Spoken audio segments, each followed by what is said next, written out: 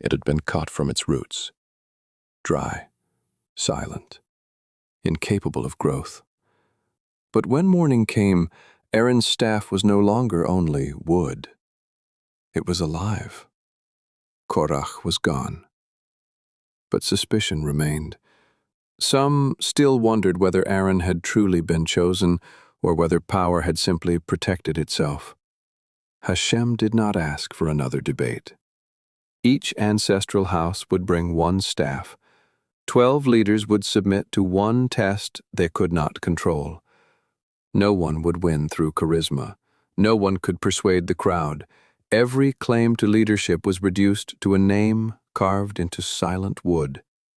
Aaron's name was placed on the staff of Levi, not because the challenge was insignificant, but because his calling had been challenged before the entire nation. The staffs were placed before the testimony, then every leader walked away. What happened next would occur beyond influence, performance, or human persuasion. There was no audience to impress, no committee to pressure. If one staff changed, it would be because HaShem had answered, not because someone forced the outcome. At first light, Moshe entered the tent. 11 staffs remained silent, but in their midst, one piece of dead wood had become a living branch.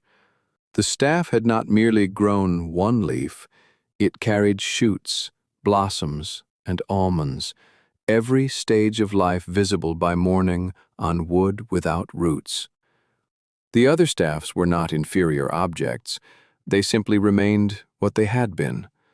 Beside Aaron's, the contrast was complete, and every leader could see it. Moshe brought every staff into public view. The leaders examined them, then reclaimed their own. No rumor remained between them and the evidence. Aaron's staff was kept before the testimony, not as a decoration or personal trophy, but as a lasting sign against reopening a settled rebellion. Korach could claim authority, but in this test, Aaron's calling carried evidence no argument could manufacture: life, blossom, and fruit emerging from dead wood. Have you ever looked around and felt as though everyone else was blooming while you were still dry? Aaron's staff looked lifeless until morning. A dry season is not always a dead ending. Sometimes it is the quiet night before everything changes.